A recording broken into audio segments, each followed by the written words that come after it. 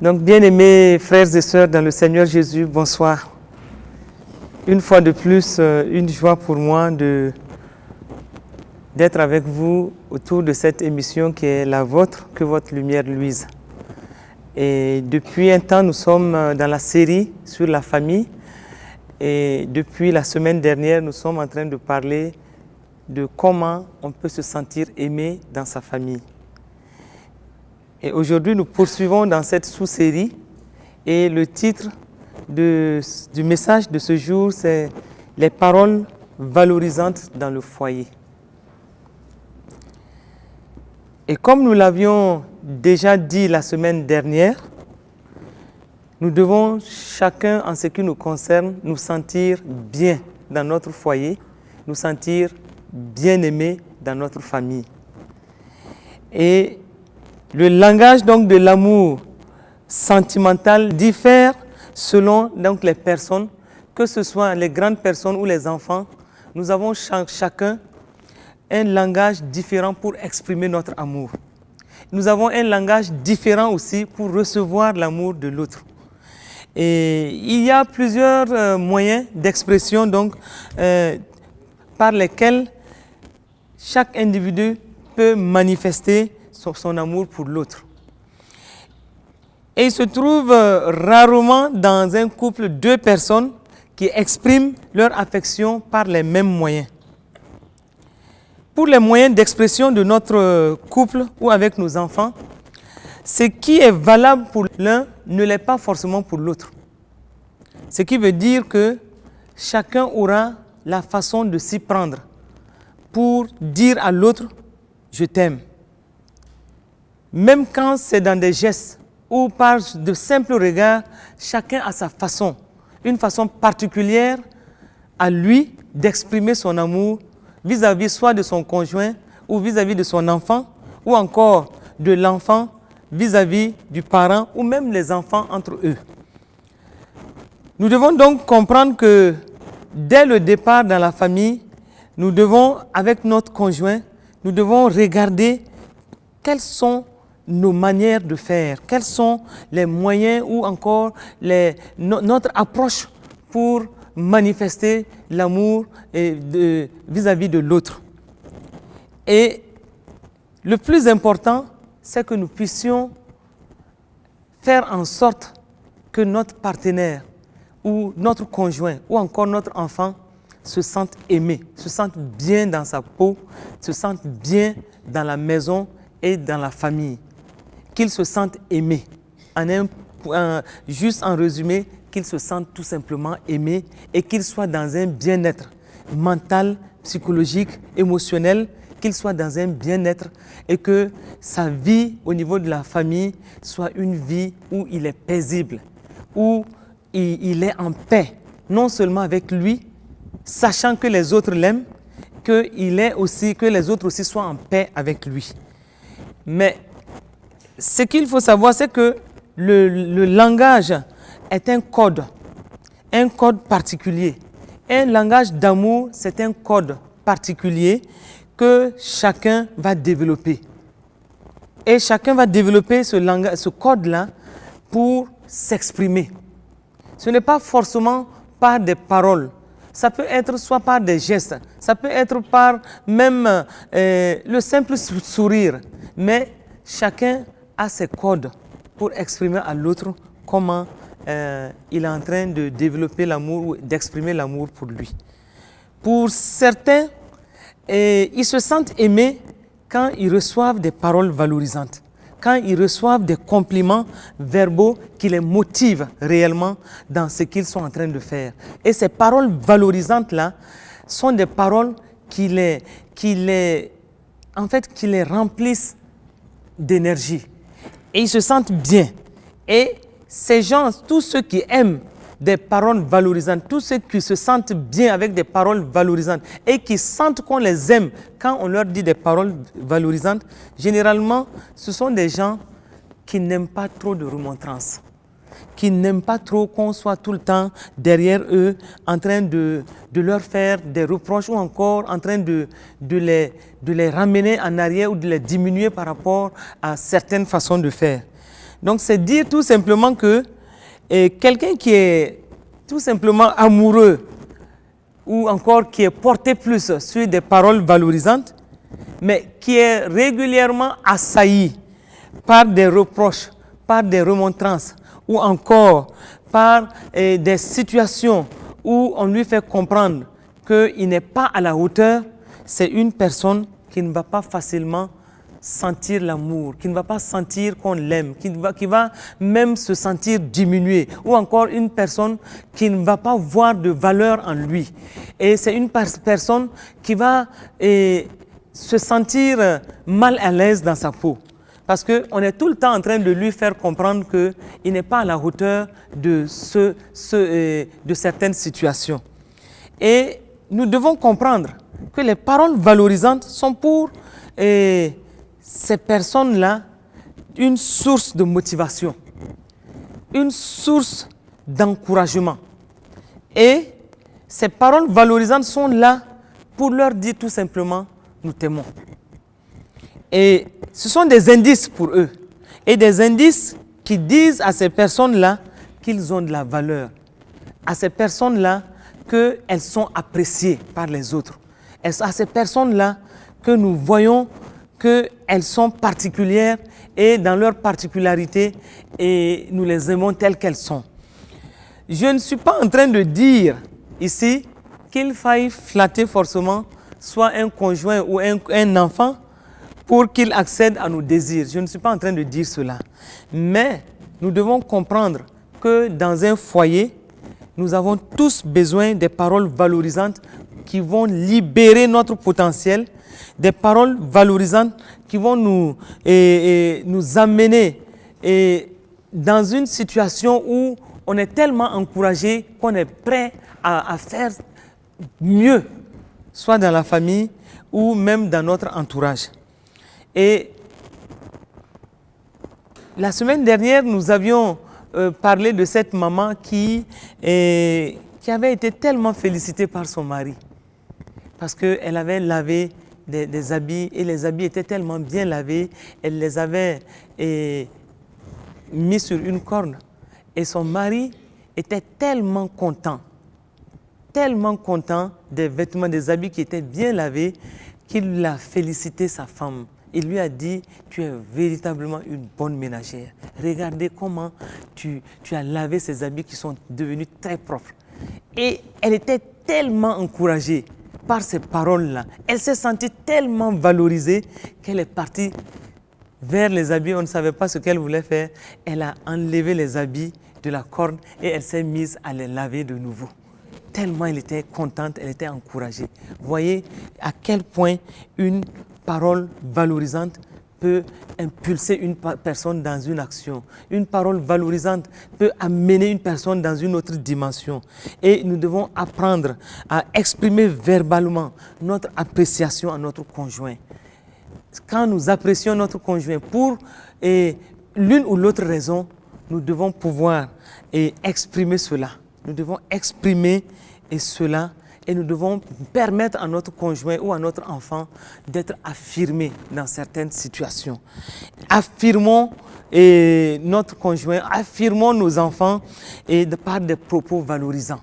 Et nous allons les voir vraiment encouragés, nous allons les voir remplis d'énergie, sentant qu'on les aime, et nous allons les voir dans une autre dimension. L'amour ne consiste pas à obtenir ce que nous souhaitons, mais à agir dans l'intérêt de celui ou celle que nous aimons. Ça, c'est l'amour. Et l'amour véritable agit ainsi. Et il est cependant notoire que lorsque nous recevons des compliments, nous sommes beaucoup plus disposés à rendre pareil. C'est-à-dire que quand nous recevons régulièrement des compliments, des paroles valorisantes de notre époux, des paroles valorisantes de notre enfant, nous sommes tentés aussi de rendre des paroles valorisantes à ces personnes-là qui développent cette attitude vis-à-vis de nous. Et là, je pense à cet enfant qui savait tout simplement aller vers sa mère et lui dire « Tu es une merveilleuse maman. Je t'aime, maman. Une maman comme toi, j'en ai vu rarement. Et je vois que tu es utile pour moi. Tu es utile pour ma vie. J'apprends tellement de choses avec toi. Tu es tout simplement merveilleuse. Et je t'aime, maman. Et cette fille, dès qu'elle disait cela, elle sautait au cou de sa mère et elle l'embrassait. Et sa mère se sentait tellement bien. Et à cause de cela, elle était tout le temps portée sur cet enfant plus que les autres. Parce que cet enfant savait la valoriser. Et ça, cet enfant voyait en elle une personne qui apporte un plus dans sa vie, une valeur ajoutée dans sa vie. Et elle aimait bien cela. Elle avait beaucoup d'autres enfants, mais elle aimait bien l'attitude de cette fillette qui était tout le temps prête à lui dire qu'elle est une merveilleuse mère. Et qu'elle se sent bien avec elle parce que cette maman impacte sa vie. Et vous voyez, ça avait encouragé cette femme à développer vraiment d'autres types d'encouragement pour la fille. La parole de Dieu nous dit, et dans Proverbe 12, verset 25, que l'inquiétude dans le cœur de l'homme l'accable, mais une bonne parole le réjouit.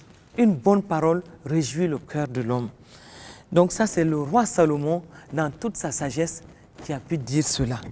Et donc, nous devons comprendre que les compliments verbaux, les mots d'appréciation, nous devons comprendre que ces paroles valorisantes-là sont des puissants communicateurs d'amour. Quand nous recevons des paroles valorisantes, nous nous sentons aimés. Quand nous recevons ces paroles valorisantes, nous sentons que les autres voient en nous une personne utile.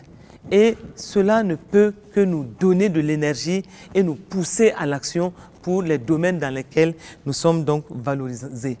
Et vous voyez, souvent on néglige certaines situations dans nos familles. Une femme qui est très bien habillée, une femme qui fournit des efforts pour s'habiller bien, pour être bien dans sa peau et pour être bien à l'aise, qui s'habille bien, qu'est-ce qui empêche son mari de la regarder et de lui dire « Waouh, ma chérie, tu es ravissante aujourd'hui ». Quand tu dis ça à une femme, elle va juste sourire, mais tu ne sais pas comment son cœur est rempli de joie. Si tu lui dis « Tu es toute belle » et regarde comment cet habit te va, ce vêtement te va très bien. Quand tu sais dire ça à ta femme, je t'assure que tu vas lui apporter une bouffée d'oxygène. Et tu vas savoir comment elle est encouragée. Et toute femme aime qu'on lui dise qu'elle est bien habillée. Toute bonne femme aime qu'on apprécie la façon dont elle s'y prend pour être vraiment non seulement bien habillée. Et un homme aimait dire à sa femme, mais regarde, quand je te regarde, je vois que tu rajeunis de jour en jour. Et tu sais tellement accommoder les couleurs, tu sais tellement mixer les couleurs que quand tu t'habilles, quand tu sors, quand je te regarde, je suis ravi d'avoir eu une femme comme toi. Mais vous savez, ça amène la joie dans le couple. Une femme qui reçoit des compliments de ce genre, des paroles valorisantes de ce genre, elle ne peut qu'être ragaillardie. Une femme qui reçoit ces paroles valorisantes, quand elle sort de la maison, elle sort la tête haute. Elle sait que son mari même l'apprécie. Souvent, elle n'a même plus besoin que d'autres personnes lui disent autre chose. Mais la personne la plus proche d'elle a su l'apprécier. Et vous imaginez, ça amène une bouffée d'oxygène dans le cœur de la femme.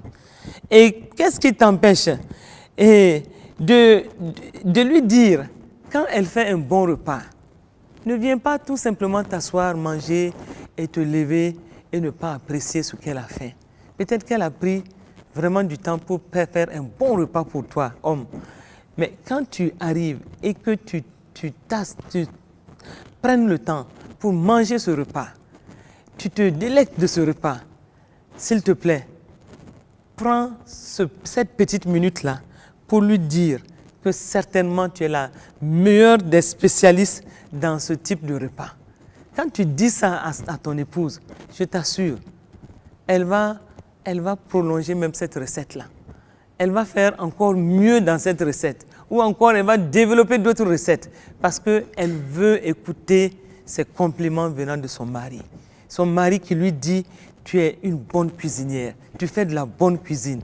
Et ce repas, ce genre de repas, je n'en ai pas mangé ailleurs comme ce que je mange. Parce que tu sais tellement faire ce repas. Une femme qui écoute ça, elle va se sentir appréciée.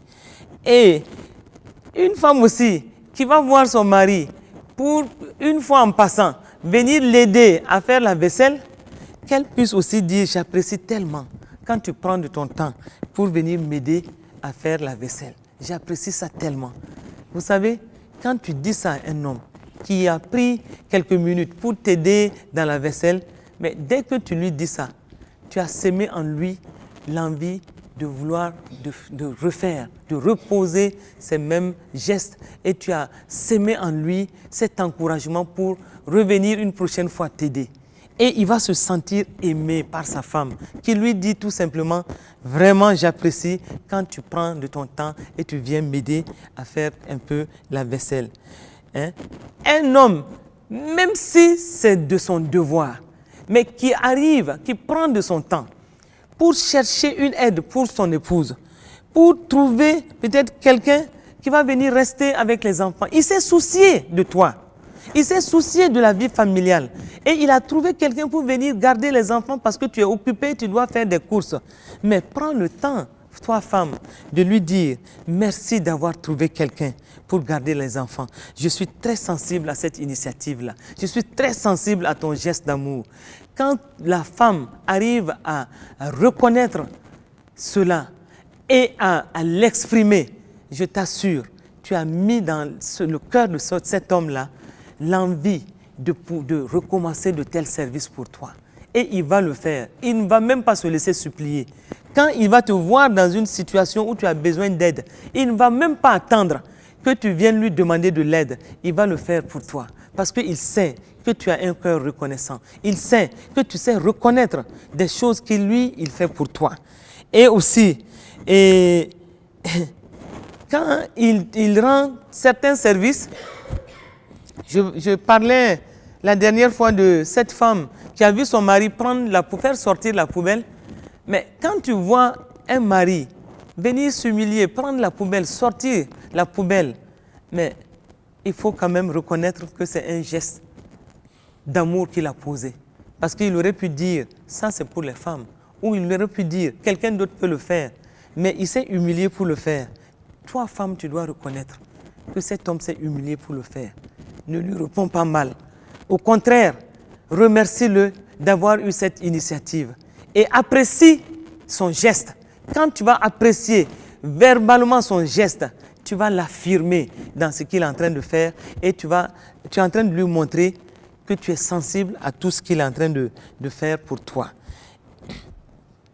Donc, est-ce que vous ne pensez pas que quand des époux s'entendent s'apprécier avec tant de valeur, avec de tels propos, est-ce que vous ne pensez pas que le climat sentimental s'en ressentirait? Moi, je crois que oui. Quand chacun sait développer des paroles valorisantes pour l'autre, des paroles qui sont empreintes d'amour, des paroles qui montrent que nous sommes sensibles à ce que notre conjoint est en train de faire pour nous, des paroles qui montrent que nous sommes reconnaissants pour ce qu'il est en train de faire ou elle est en train de faire, moi je crois que le climat familial va s'en ressentir. Je suis sûr que le climat sentimental va prendre va faire un bond en avant. Et ça, c'est bien pour tout le monde, pour l'homme, pour la femme, mais aussi pour les enfants. Des enfants qui sont dans la maison et qui voient leur père apprécier leur maman. Des enfants qui sont dans la maison, qui voient leur mère vraiment s'approcher de leur père et lui dire tout simplement « je t'aime ». Ces enfants apprendront, quand ils seront grands, à dire aussi « je t'aime » à leur époux. Ils apprendront à venir même sur leur pas, dire aussi au père, dire aussi à la mère « sais-tu que je t'aime ?» Un enfant qui dit ça à son père ou à sa mère, vous comprenez, ça fait un baume dans le cœur du parent. Donc, ça, ce sont les paroles valorisantes dans un couple. Un homme ou une femme qui savent se dire ces paroles, c'est vraiment quelque chose pour le couple. En dehors des paroles valorisantes, il y a aussi ce qu'on peut appeler des paroles d'encouragement. Donc, adresser des compliments sincères à votre conjoint n'est qu'une façon de lui faire comprendre combien vous l'estimez, combien vous l'aimez. Et c'est donc un langage qui vient apporter un souffle nouveau dans votre couple. Et les paroles d'encouragement amènent un souffle du courage à l'un ou l'autre. Quand tu sais donner une parole d'encouragement à ton conjoint ou à ta conjointe, tu es en train d'insuffler en elle du courage par rapport à des domaines bien précis. Et nous tous, nous avons des domaines bien précis où nous sommes hésitants. Souvent il y a des domaines où nous avons de l'assurance. Quand nous devons aborder un certain domaine dans notre vie ou à la maison, nous avons de l'assurance. Mais il y a des domaines où nous sommes un peu hésitants, où nous ne savons pas si nous sommes en train de bien faire.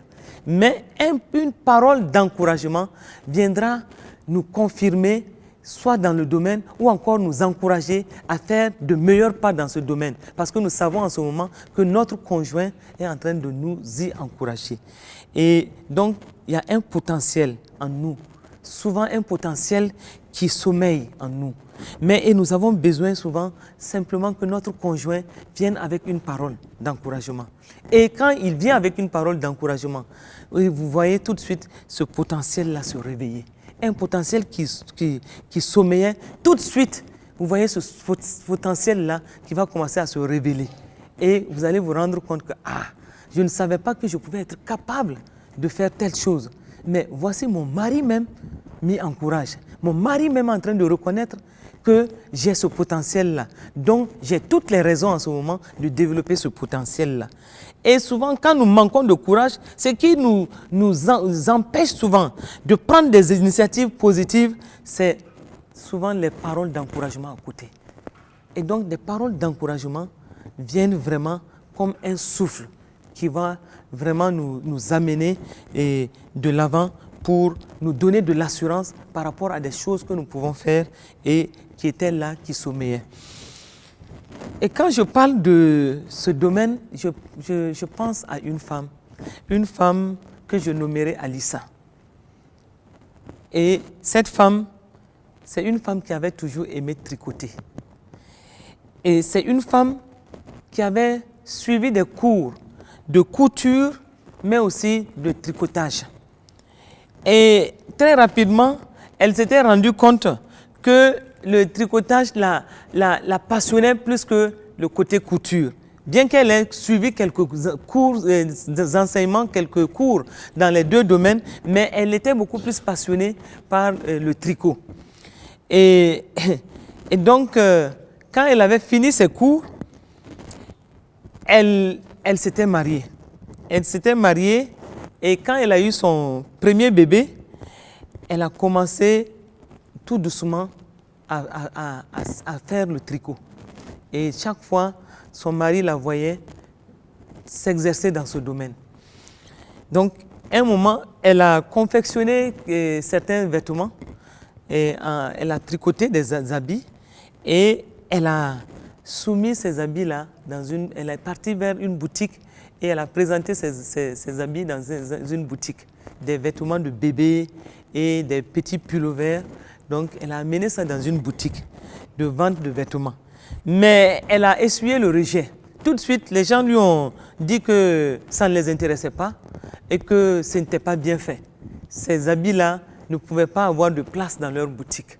Donc, elle était ressortie totalement découragée. Et elle a essayé, elle a renouvelé sa démarche dans un autre magasin, mais qui a rejeté son offre. Donc, du coup, elle était revenue à elle en se disant, bon, je crois que je n'irai pas loin avec cela. Mais comme elle aimait le tricot, elle a continué à tricoter. Elle a continué à tricoter. Et quand ses enfants, pendant le temps qu'elle s'exerçait, elle prenait ses vêtements, ses habits qu'elle tricotait, elle les portait sur ses enfants. Et donc, du coup, elle s'est faite la main. Et un jour, son mari, que j'appelle Ben, son mari, qui n'avait vraiment pas d'intérêt pour ce que sa femme faisait, parce que lui, il était plutôt attiré vers la reconnaissance par rapport à son propre travail. Et il était très pris. Il n'avait jamais le temps à consacrer ni à sa femme, ni à ses enfants. Donc, il était assez pris dans son travail et son désir était de grimper des échelles sur le plan social. Mais avec le temps, il a compris que l'essentiel de la vie ne résidait pas forcément dans la réussite professionnelle. Il a compris qu'il faut aussi prendre du temps avec son épouse, qu'il faut aussi prendre du temps avec ses enfants. Et donc, il a appris doucement à accorder un peu plus d'attention à sa femme, un peu plus d'attention à ses enfants et aussi à s'intéresser à ce qui se fait dans la maison. Donc, c'est naturellement qu'un jour, sa femme avait déposé un petit pullover qu'elle avait tricoté. Donc, il a pris le pullover et il a bien examiné le pullover et il est parti en courant vers sa femme qui était dans une salle. Et cette femme était en train de faire le rangement. Il arrive dans la salle et il dit à la femme, « Oh, mais écoute ma chérie, j'ai horreur de t'interrompre quand tu travailles. Mais je suis obligé de t'interrompre parce que je viens d'examiner le petit habit que tu as fait, un habit vraiment merveilleux. Quand j'ai regardé, j'ai pris le temps pour regarder cet habit et quand j'ai regardé comment tu avais fait les finitions, j'ai vu que tu avais des talents vraiment de tricotage. Et je vois que c'est un habit qui est tellement beau, c'est tellement joli que je crois que maintenant, tu peux même aller dans des expositions internationales. Sa femme a dit, waouh, mon mari qui n'a jamais apprécié ce que je fais, et tout de suite, elle s'est ressaisie et elle a demandé à son mari, mais est-ce que tu penses sincèrement ce que tu es en train de dire? Son mari lui dit, mais écoute, tu es incrédule ou quoi? Moi, je crois et j'ai bien examiné et tu sais que je n'apprécie pas facilement des choses qui sont faites de ce genre. Mais quand j'ai pris le temps de regarder, mais j'ai vu que tu as vraiment des talents dans ce domaine-là. Et son mari quitta la salle en lui disant, il faut qu'on amène ce que tu es en train de faire dans un salon international. Et tu vas voir que ça sera apprécié. Mais je vous assure, sa femme a laissé tomber tout ce qu'elle faisait.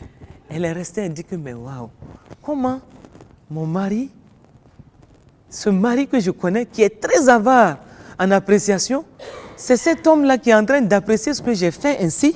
Elle était tellement dépassée par ce que son mari venait de dire, par les compliments, l'encouragement que son mari venait de faire, qu'elle est restée une demi-heure à réfléchir à chaque mot que son mari lui avait dit. Et donc, elle a repassé ça en mémoire et elle a dit, mais je ne m'en reviens pas. Si cet homme a pu sortir ces paroles d'encouragement pour moi, ça veut dire vraiment que ce que j'ai fait a de la valeur. Et donc, tout de suite, elle a pensé à tous les échecs qu'elle avait essuyés et à tous les rejets que ses premiers magasins lui avaient démontré. Les gens lui avaient dit, on ne veut pas de ces habits. Mais elle dit que, mais après quelques années, mais voici que c'est mon mari qui apprécie et qui vient me donner ces paroles d'encouragement. Donc, ça veut dire que j'ai fait vraiment des progrès et ça veut dire que je peux avoir de l'assurance parce que ce mari que je connais, qui est avare en compliments, qui est avare en paroles valorisantes, qui vient maintenant et qui s'intéresse à ce que j'ai fait, au point de me dire que ce que je fais peut être présenté dans un salon international. Alors, donc vous comprenez, elle a donc été encouragée à partir dans une exposition internationale et elle a présenté ses habits et à sa grande surprise, elle a vu que tout le monde s'était intéressé à ce qu'elle avait apporté. Et donc, du coup, elle dit, mais j'avais besoin juste de cette parole d'encouragement de mon mari. Et c'est parce que mon mari est venu m'encourager en me montrant que c'était bien fait que tout de suite, j'ai laissé s'éveiller en moi ce talent et j'ai vu que je pouvais aller de l'avant avec ce que je suis en train de faire. Et c'est ainsi qu'elle va décrocher un contrat avec une grande firme. Une grande firme. Lors de l'exposition, il y a une firme qui l'a approché et qui lui a dit, mais comment tu es en train de faire ça? Est-ce qu'on peut s'intéresser à ce que tu fais? Parce que les finitions sont correctes. Et donc tout de suite, la firme l'a aidé à avoir de grandes machines. Et aujourd'hui, je vous assure, cette femme a elle-même un magasin où elle ne vend que des habits tricotés. Imaginez jusqu'à quel point des paroles encourageantes peuvent pousser une personne dans le succès. Et surtout dans le couple, un homme et sa femme qui savent se donner des paroles d'encouragement. Le potentiel qui sommeillait, soit dans la femme, soit dans l'homme, va tout d'un coup s'éveiller. Et quand le potentiel va s'éveiller, c'est des exploits qu'ils peuvent faire. Mais on a souvent besoin juste que notre mari nous encourage, nous pousse à l'action. Parce que souvent on est hésitant. Souvent on ne sait pas si ce que nous sommes en train de faire a de la valeur. Mais ton mari, s'il est à côté de toi pour te dire, mais vas-y, je suis là pour t'encourager. Vas-y, je suis là pour te pousser. Mais cette femme-là va faire des exploits.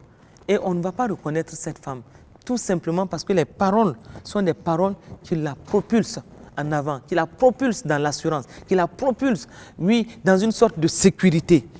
Et vous voyez, ces paroles communiquent le courage. Et ces paroles communiquent à multiplier des pas pour que nous puissions faire des exploits dans des domaines qui semblaient sans succès pour nous. Donc, comprenez bien, il ne s'agit pas de faire pression. Je ne suis pas en train de dire de faire pression sur votre conjoint pour qu'il se lance dans quelque chose qui vous intéresse. Parce qu'on voit aussi des couples où un homme qui veut forcément pousser sa femme dans un domaine, il vient avec une sorte de pression, il dit non, il faut que tu fasses ça, il faut que tu fasses ci ou ça. Je ne suis pas en train de dire cela. Mais il s'agit ici d'encourager votre conjoint à concrétiser soit un désir qui est déjà en lui ou en elle, ou encore un talent que cette personne a qui a besoin juste d'être développé. Et si vous savez encourager votre épouse ou votre époux dans le sens, dans un désir qu'il a déjà par rapport à un domaine, vous allez être émerveillé de voir que cette femme-là va être en train de faire des exploits, des choses qui vont vous dépasser. Tout simplement parce que vous avez su amener des paroles d'encouragement à un moment précis. Il y a une femme qui disait que son mari, un jour, était en train de lui dire que, bon, qu'elle avait suffisamment pris de poids et qu'il fallait qu'elle fasse l'effort de perdre quelques kilos. Donc, et quand la femme a vu son mari venir vers elle plusieurs fois pour lui dire qu'il fallait perdre du poids, tout de suite, elle a vu, elle s'est sentie culpabilisée. Elle ne s'est pas sentie bien avec ça. Parce que, quelque part, elle était en train de dire que ce que son mari lui disait et sonnait plutôt comme un jugement. Que ce que son mari lui disait sonnait plutôt comme un mécontentement par rapport à la situation, à sa situation. Donc, du coup, son mari et elle-même, elle n'était pas bien avec ce que son mari disait. Parce que ça veut dire que son mari n'était pas à l'aise de la voir dans cette situation. Et elle ne s'est pas sentie bien avec ça. Ici, elle a, au lieu de sentir dans les paroles de l'amour, elle a plutôt senti du rejet. Parce que elle avait commencé à savoir qu'elle n'était pas, elle prenait du poids, mais elle-même, elle dit qu'elle commençait à y penser. Mais le fait que son mari vienne la voir pour dire « tu as besoin maintenant de perdre du poids », tout de suite là, elle a vu en ça une sorte de condamnation, une sorte de jugement. C'est comme si son mari disait « maintenant tu n'es plus bien, tu n'es pas vraiment la femme que j'aurais voulu avec ce poids-là ». Ici, comme elle ne s'est pas sentie bien, elle s'est sentie rejetée. Et tout de suite, elle est rentrée dans une sorte de coquille. Et donc, elle n'était plus bien à l'aise avec son mari. Parce qu'elle se disait que son mari avait commencé à développer un autre sentiment qui n'était pas forcément un sentiment positif vis-à-vis d'elle. Parce que c'est lui qui est venu pour lui dire « il faut que tu perdes le poids ». Mais, vous voyez, ça c'est une situation où les paroles de cet homme n'ont pas été de nature à encourager la femme. Les paroles de cet homme n'ont pas été de nature à pousser cette femme dans une action positive pour perdre du poids. Par contre, je connais une autre situation où la femme, elle prenait du poids et à un moment, elle s'est rendue compte que le poids auquel elle était n'était même pas bien d'abord pour sa santé et même pour son allure. Et son mari, depuis quelques mois, pensait la même chose. Mais par la sagesse que Dieu lui a donnée, il n'a pas tout de suite parlé à sa femme. Il a laissé jusqu'au jour où sa femme elle-même a posé le problème. Sa femme lui a dit, je commence à me sentir un peu mal dans ma peau parce que je sens que j'ai pris un peu plus de poids. Et je dois fournir un effort pour diminuer de poids. Donc, d'être de quelques kilos. Dès qu'elle a dit cela, son mari, qui n'attendait que cette opportunité, il a sagement saisi cette opportunité et il lui a dit, ah mais tel que je te connais, hein, quand tu prends une décision, tu vas jusqu'au bout. Je suis sûr que tu vas réussir. Mais en réalité, il pensait ça depuis longtemps. Mais la sagesse a voulu ici qu'il attende que l'initiative vienne d'elle-même. Dès que l'initiative est venue d'elle, lui maintenant, il l'a poussée pour qu'elle puisse réaliser ce qu'elle vient de dire. Et il est même allé plus loin en lui disant, ah, même si cela va demander des ressources pour t'aider, s'il faut opter pour un régime et que tu as besoin de ressources, je vais t'aider. Puisque tu es décidé à le faire, je vais t'aider à le faire. Mais en réalité, au fond de lui, il voulait ça depuis longtemps. Mais nous devons nous laisser guider, même dans cette démarche-là, par la sagesse de Dieu. Nous devons faire en sorte que tout ce que nous sortons, que cela soit empreint de la sagesse de Dieu, mais aussi de l'amour de Dieu.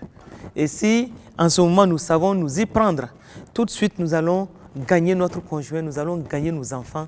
Et il faut savoir saisir les opportunités, placer des mots là où il faut. Et quand l'autre a posé un pas, et en ce moment, nous, on peut multiplier les pas pour l'accompagner. Parce que là, nous sommes en train de l'encourager dans un chemin que lui-même a opté. Il a décidé d'aller dans ce chemin-là. Nous, en ce moment, nous allons l'encourager et même multiplier les pas pour que la personne se sente encouragée, alors que nous-mêmes, nous pensons déjà à ça. Donc ça, c'est aussi une question de sagesse. Il faut être vraiment sage. Et nous devons, nos paroles, donc, ne doivent pas faire passer le message que nous sommes en train de condamner ou juger quelqu'un. Nous devons plutôt être dans des paroles d'encouragement qui peuvent propulser donc, une personne dans une action positive. Donc les mots d'encouragement ici sont un catalyseur de première importance. C'est vraiment, ça va nous catalyser, ça va nous catapulter dans une action même qui peut nous dépasser parce que nous allons nous rendre compte que vraiment ce sont des paroles qui nous remplissent d'énergie et qui nous font aller de l'avant. Mais on se rend compte aussi souvent que certains hommes ont du mal à prononcer même des paroles d'encouragement pour leurs femmes. Ils ont du mal. Et certains vont te dire qu'ils ne connaissent même pas ça. Mais on doit l'apprendre. Et nous devons être remplis de la sagesse de Dieu. Nous devons encourager notre conjoint. Nous devons encourager nos enfants par des propos qui vont vraiment les aider à aller de l'avant. Ça, ce sont les paroles d'encouragement. Nous avons aussi ce que nous pouvons appeler les paroles aimables. Vous savez, l'amour, je dirais tout simplement que l'amour est aimable. Et par conséquent, si nous voulons communiquer l'amour verbalement, nous devons employer des mots avec un ton aimable. Et c'est notre façon de parler. Nous sommes en train de parler ici de notre style de parler, de notre style de communiquer et ce que nous ressentons ou ce que nous voulons dire à l'autre. Et vous savez, une même phrase peut revêtir deux significations différentes selon la manière dont elle est prononcée. Une même phrase. Ça peut prendre un sens ou l'autre selon la façon dont nous l'exprimons. Et une femme disait que son mari, qui est un homme de tenue, elle disait que son mari ne savait même pas lui dire avec tendresse « je t'aime ». Que même « je t'aime » là, quand il veut dire ça, c'est comme la bagarre. Donc, alors que quand tu dois dire quand même à ta femme « je t'aime » ou à ton enfant « je t'aime », tu dois le dire, c'est-à-dire l'intonation est là, la façon de le dire est là, et tout ça doit montrer réellement l'amour qui accompagne ce mot-là. Et donc, quand tu sais le dire, tu es en train de renforcer ta déclaration d'amour pour la personne. Tu es en train de dire, et de façon sincère, que quelque chose de fort est dans ton cœur et que tu es en train d'exprimer de cette façon. Donc, une femme aussi disait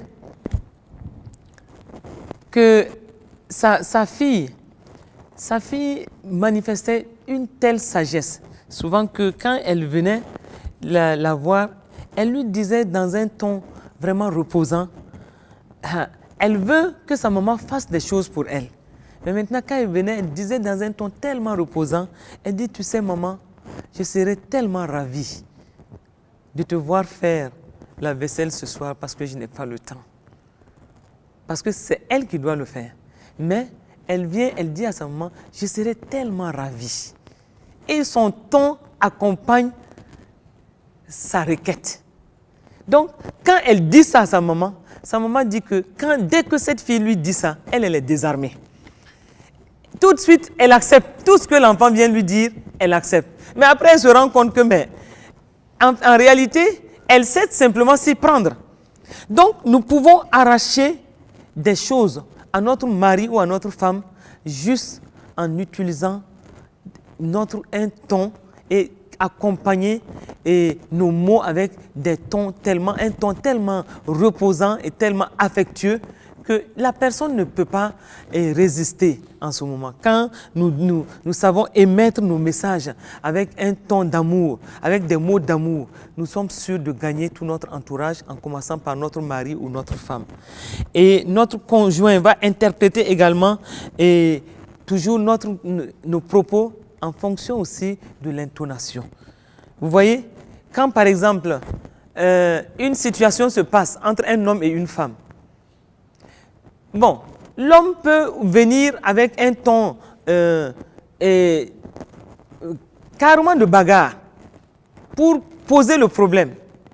Il peut venir râler, peut venir exprimer sa déception pratiquement sous un ton de bagarre.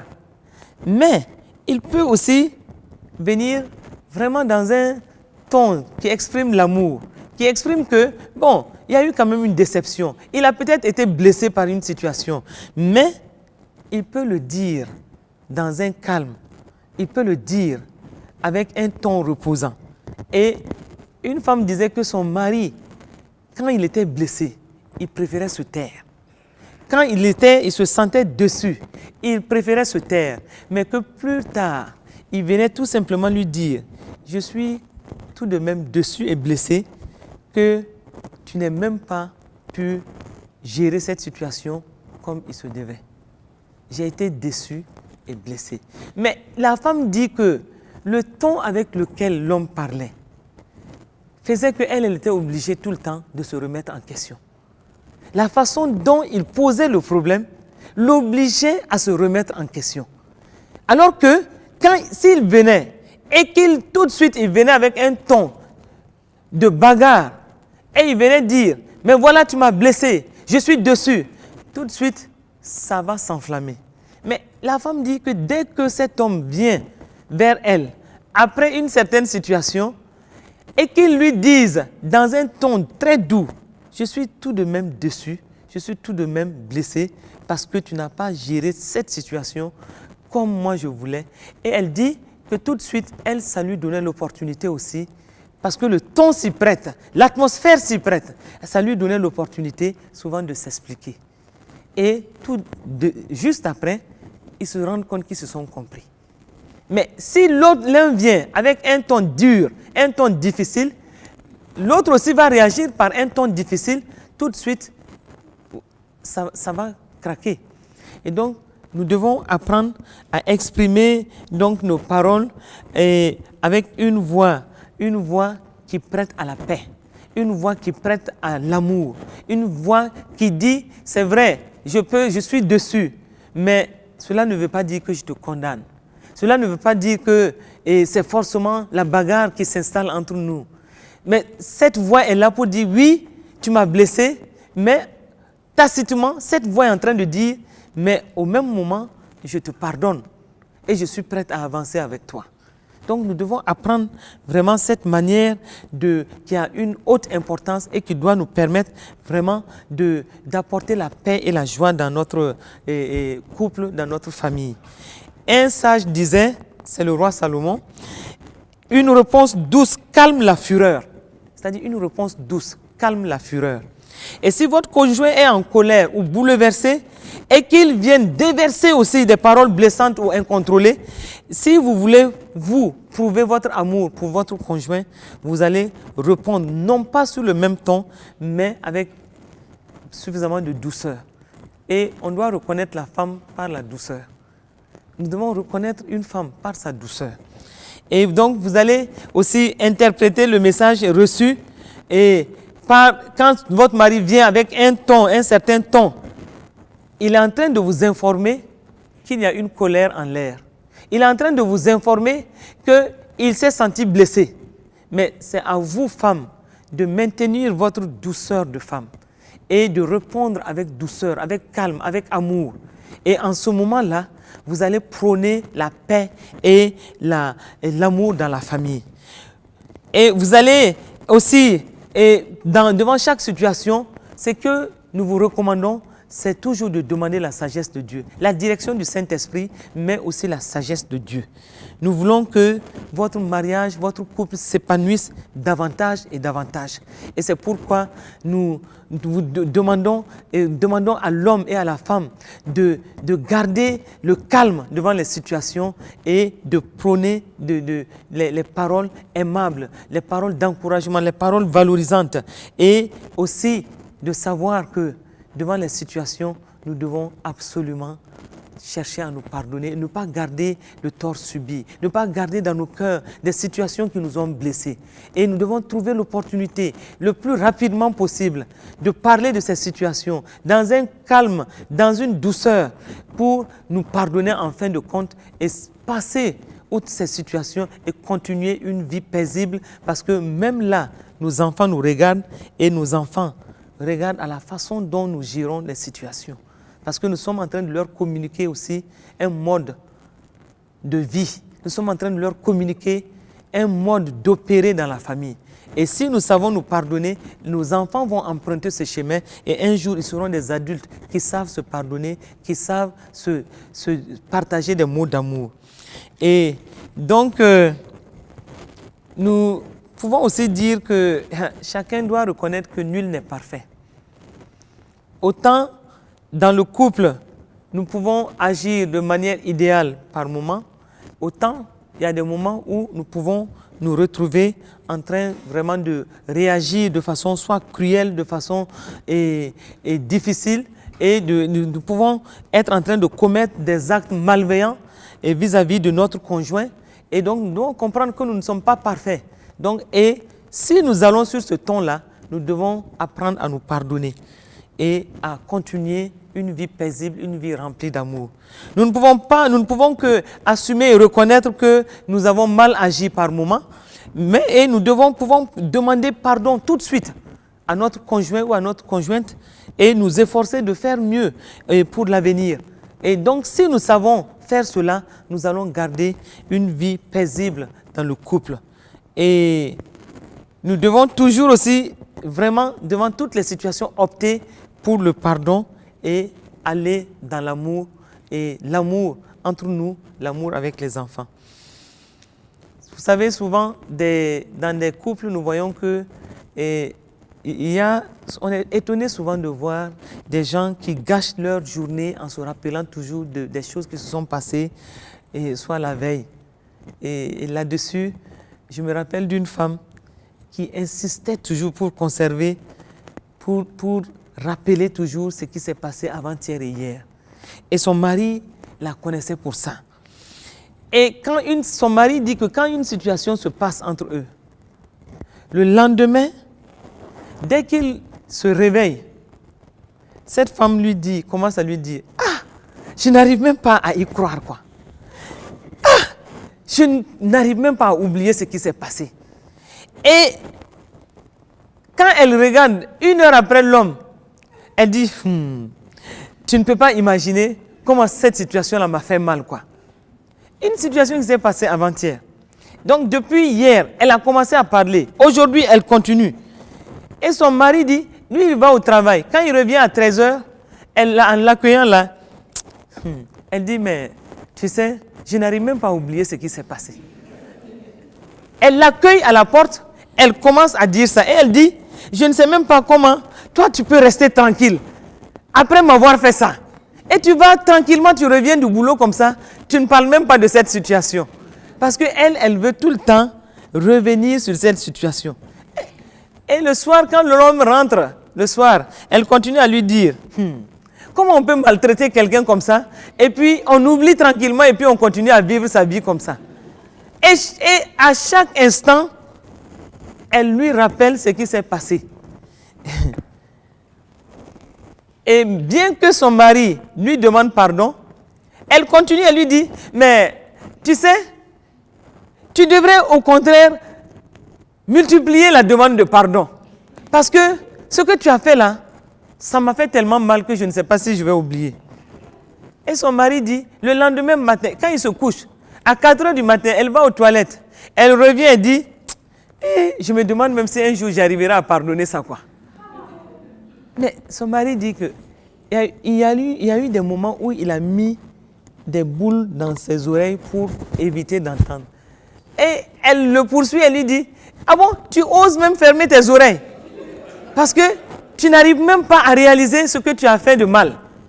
Alors que son mari dit, oui, je t'ai demandé pardon. Mais non, pour elle, ça ne suffit pas. Donc, elle passe tout le temps à revenir sur des choses qui se sont passées et en ce moment-là, elle garde l'amertume et elle gâche la vie dans la famille. Mais plusieurs femmes, certainement qui nous regardent ou qui nous suivent en ce moment, il y a plusieurs femmes peut-être qui sont dans ces situations. Donc, il faut comprendre que quand on accepte parler des situations, c'est une ferme résolution de pardon. Et nous devons passer sur ces situations et continuer à vivre tranquillement. Et donc, pardonner, c'est aussi une décision de faire miséricorde. Pardonner, c'est de ne pas rendre l'offense à l'offenseur. Et nous devons vraiment nous dire, être déterminés à maintenir la paix dans la famille. Et nous allons terminer par, cette fois-ci par ce que j'appelle les paroles humbles. Dans le couple, on doit aussi avoir ces paroles d'humilité. Une parole d'humilité entre l'homme et la femme. Donc, et cette parole d'humilité veut dire quoi? Nous ne sommes pas en train d'exiger de brandir nos droits face à notre conjointe, mais nous sommes plutôt en train de négocier. Nous sommes dans une relation où nous sommes dans une négociation permanente. À partir du moment où j'exige quelque chose à mon conjoint, je suis en train de le traiter comme un enfant. Parce que je prends en ce moment la place d'un parent et je traite l'autre comme un enfant. Car c'est le parent qui dicte à l'enfant ce qu'il doit faire. Alors que non, nous sommes dans une relation où nous devons vraiment dire que nous sommes des partenaires, nous sommes des conjoints, nous devons du respect, nous devons avoir des paroles d'humilité l'un vis-à-vis de l'autre. Et nous devons reconnaître que nous sommes faits l'un pour l'autre et nous devons nous traiter avec suffisamment de respect. Et quand je dois réclamer quelque chose à mon conjoint, je dois savoir comment réclamer cela. Un homme disait à sa femme, je sais que depuis que l'enfant est né, dans cette maison, je n'ai plus jamais eu du riz au Soumbala.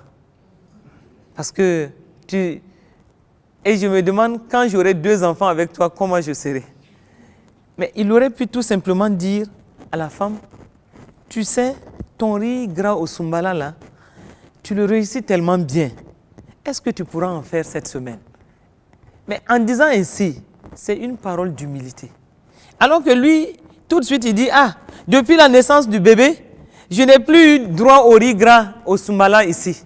Depuis que l'enfant est né, on ne connaît plus du riz gras au Soumbala. Et il dit, mais donc quand j'aurai 2 enfants maintenant, ça veut dire qu'on n'en parlera même plus. Il n'y a pas d'humilité ici. Et il doit, au contraire, traiter sa femme avec suffisamment de respect et d'humilité. Et donc, il ne faut pas aller avec une sorte d'exigence vis-à-vis de notre conjoint, mais nous devons aller avec vraiment un air d'humilité et avec des paroles humbles. Donc, une femme, par exemple, qui va dire à son mari, pourras-tu et penses-tu pouvoir nettoyer le garage ce week-end? Est-ce que tu penses que tu pourras le faire? Le ton va s'y prêter. L'attitude va s'y prêter. Et en disant cela, elle témoigne de son amour en formulant cette requête. Mais si elle l'interpelle en disant, si tu ne nettoies pas le garage ce week-end, tu vas voir, ton garage là sera une jungle. Mais en disant ça, manifestement, elle est en train de faire une remonstrance à son mari. Donc, elle n'est pas en ce moment en train de manifester de l'amour à son mari. Et donc, elle vient avec un air de dominateur. Elle vient avec une attitude comme une mère dominatrice pour dire, pour exiger, alors qu'elle peut demander cela avec des paroles humbles. Lorsque vous exprimez à votre conjoint un désir, vous devez souligner en même temps sa valeur et ses aptitudes à réaliser ce que vous êtes en train de demander. Quand vous le faites, vous savez le faire. Vous savez relever sa valeur. Vous savez relever son aptitude à faire cela bien. Comme cet homme qui aurait pu dire, je sais que tu réussis tellement bien le riz au Soumbala. Est-ce que cette semaine, tu penses pouvoir faire encore le riz au gras au Soumbala? En disant cela, il est en train non seulement de souligner sa valeur à pouvoir le faire, il est en train aussi de relever son aptitude à faire du riz gras au Soumbala. Et cette femme, je vous assure, cette femme-là, elle ne refusera pas de le faire, quelles que soient ses occupations, parce qu'elle se sentira valorisée. Et vous êtes en train de lui faire comprendre qu'il a quelque chose, ou cette femme a quelque chose de particulier et une valeur qu'elle doit exploiter pour te servir. Et généralement, ça se passe bien. Mais si vous posez une exigence, vous êtes en train de diminuer la personne et je vous assure que vous n'êtes pas sûr d'avoir toujours les résultats. Votre conjoint donc va se sentir rabaissé et pas du tout valorisé. Donc nos paroles ont une puissance. Nos paroles peuvent propulser une personne dans une autre dimension. Et la requête laisse toujours celui qui reçoit la requête, la requête la laisse toujours libre d'une décision. Mais si tu sais apporter une requête avec douceur, avec valeur, en valorisant la personne, tu es sûr que tu vas obtenir ce que tu veux. Et le fait de savoir que ton conjoint t'aime suffisamment pour répondre favorablement à tes désirs doivent t'amener toi-même à respecter ce conjoint-là. Et donc, tu dois montrer à ton conjoint que tu l'admires. Tu dois montrer à ton conjoint que tu as du respect pour lui ou pour elle. Tu dois montrer à ton conjoint que tu es sensible à ce qu'il est en train de faire pour toi. Et en formulant une exigence auprès de cette personne, tu auras l'assurance que la personne va faire ce que tu es en train de demander. Parce que ici, la personne est valorisée, toi aussi tu es valorisé. Donc, ce soir, je suis tout simplement en train d'encourager un couple, je suis en train d'encourager un homme ou une femme à développer des paroles qui vont valoriser, qui vont amener votre couple dans un repos. Votre couple qui va relever la vie dans votre couple. Et les paroles valorisantes vont faire un impact très sérieux, un impact très positif dans votre foyer, que ce soit vis-à-vis d'un enfant, que ce soit vis-à-vis de votre épouse ou de votre époux. Si vous savez développer des paroles valorisantes ou des paroles d'encouragement, vous allez être étonné de voir des choses extraordinaires se passer autour de vous. Parce que ces paroles valorisantes ne peuvent que être empreintes d'amour. Des paroles d'encouragement ne peuvent que être empreintes d'amour. Des paroles d'humilité, des paroles humbles qui demandent avec respect ne peuvent être que empreintes d'amour. Et en ce moment, vous êtes sûr que la grâce de Dieu va continuer à couler sur votre famille. Je prie ce soir pour tous les couples qui nous ont écoutés. Je prie ce soir pour vous tous qui avez pris de votre temps pour écouter ce que nous sommes en train de partager avec vous, que le Saint-Esprit vous amène dans une voie de sagesse, que le Saint-Esprit vous inspire des paroles valorisantes, des paroles qui vont être particulières à vous, qui vont être des codes pour vous, mais des paroles qui vont relever votre conjoint, des paroles qui vont relever vos enfants, des paroles qui vont relever ceux qui sont autour de vous. Que vous soyez remplis de ces paroles valorisantes, des paroles d'encouragement, des paroles d'humilité, mais aussi des paroles aimables. Parce que l'amour, c'est aussi un ton aimable, c'est une douceur. L'amour, c'est aussi une atmosphère qui prête à un respect, qui prête à valoriser l'autre. Et que la grâce de Dieu vous accompagne chaque jour dans votre couple, et que la grâce de Dieu anime votre foyer, que le Saint-Esprit soit le garant de votre foyer et qu'il vous conduise afin que la gloire au niveau de votre famille lui revienne à lui et lui seul. Et c'est au nom de Jésus-Christ que je vous bénis. Amen.